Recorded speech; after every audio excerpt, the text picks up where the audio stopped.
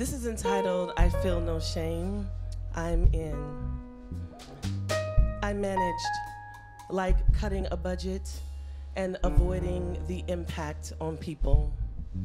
I avoided a response with silence, a rushed hanging up before the meeting.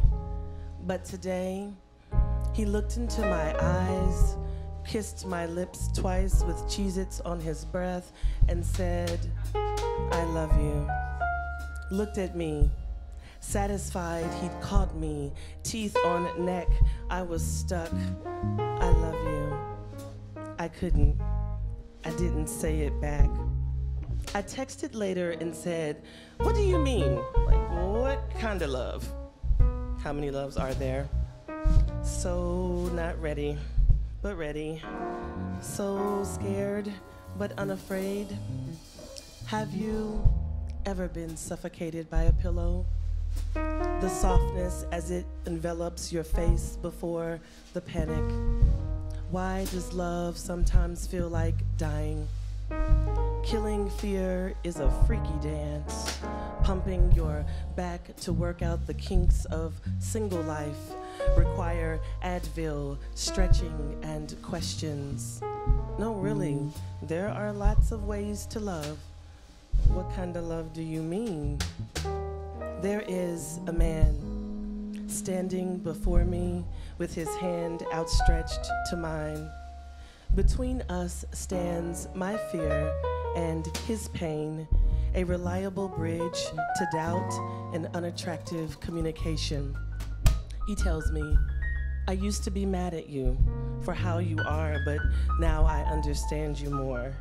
He is ironing my dresses, and I am sitting behind him, trying not to tell him how to press my collar.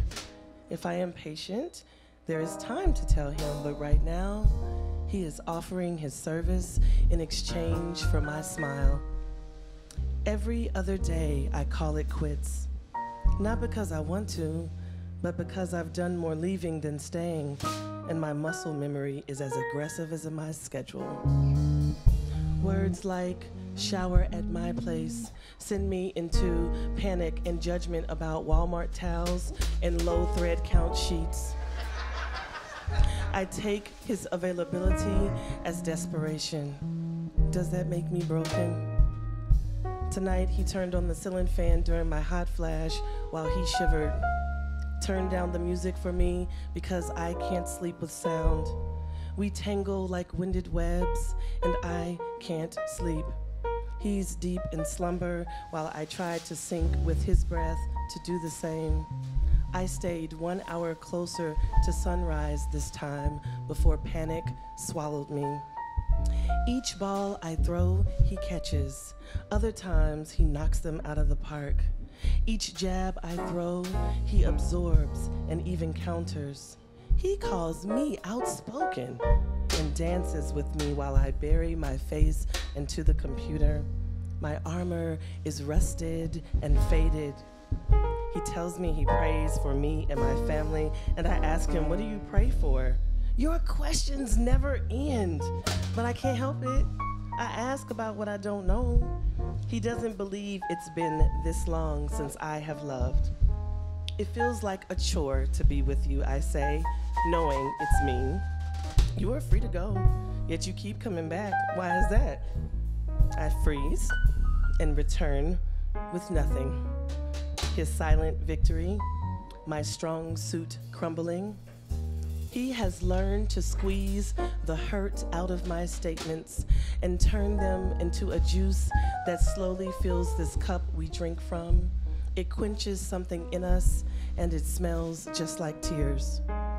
I keep coming because I am curious, and I want to see if, and it's also your enormous penis, but that's not really the point. I mean, I want to see if we can work.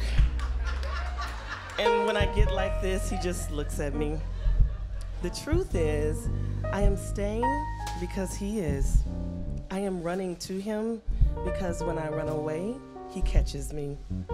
I am hoping I will be right, that it won't work, and I get to be free. I tell him he's so imperfect and flawed, annoying and confusing and prideful. Ugh. And he laughs. Are you talking about me or you? He folds into my ridges, doesn't judge my pain, and forgives my arrogance. He's inconsistent, and sometimes I am mean. Not trusting myself has made me afraid to trust him, but here I am, kissing his lips in the darkness, tangled in his warmth as he whispers, I love you. This is the 27th time he said it, and only the first I've heard.